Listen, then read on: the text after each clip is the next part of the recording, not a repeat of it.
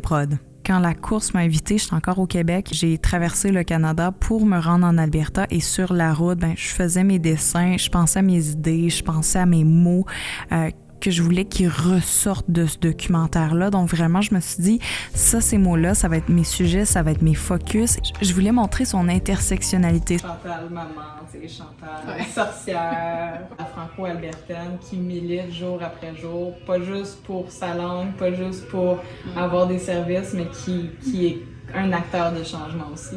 La production.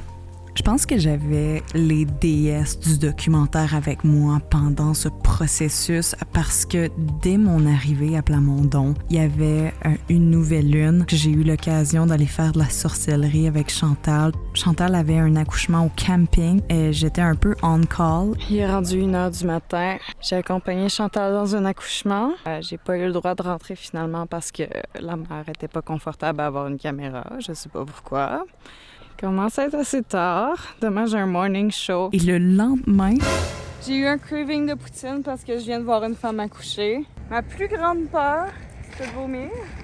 Mais concrètement, c'est que j'ai manqué de batterie. Je me suis trop dépêchée, puis je filmais en 4K. Donc, il y a eu des petites problématiques d'espace de stockage et batterie. J'ai pas pu me préparer pour le tournage. Et vraiment, là, c'est là que je dis que j'avais les déesses du documentaire avec moi parce qu'ils ont accepté. J'ai vraiment, vraiment été chanceuse. Mon équipement était assez compact. Ça faisait que j'avais une proximité incroyable avec ces gens-là. L'entrevue avec Chantal était quand même un gros morceau. Mon idée originale, c'est que j'allais filmer dans la clinique à Chantal. Mais après l'accouchement, je me suis rendu compte qu'il y avait un système d'aération qui était beaucoup trop bruyant et je voulais le faire en studio à la radio, donc avec un meilleur son. J'avais pas de beau fond, donc j'ai dû improviser un truc avec les rideaux dans les studios. C'est vraiment pas extraordinaire. Là, j'avais pas de backlight. J'ai fait l'éclairage en 2 points. J'aurais préféré le faire en 3. Si j'avais eu, parce que j'ai essayé d'en bricoler une. Chose avec une lumière de table, mais ça a pas fonctionné du tout. Ce que je connais, c'est basic. Je vous laisse regarder mon setup. 2 caméras. En fait, je voulais les utiliser les deux, tant qu'à en avoir 2. Donc, je voulais faire une espèce de 30 degrés, une de face et une autre juste à côté.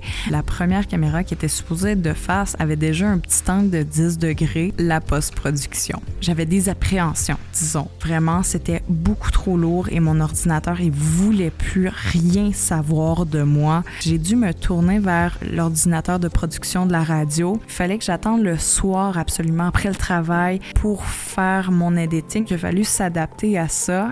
Évidemment, ce temps-là, c'est un temps que j'ai pas pu récupérer à la fin parce que le deadline arrivait. Il y a des choses que j'ai pas touchées du tout. La couleur de l'image, y est presque pas touchée. Je suis un peu daltonienne aussi. Les gens me disaient, ça, c'est un peu jaune. Merci de m'avoir écouté dans ce vlog de course des régions 2022. J'espère que vous en avez appris un peu de mes erreurs et pour le reste, je vous encourage à continuer de filmer.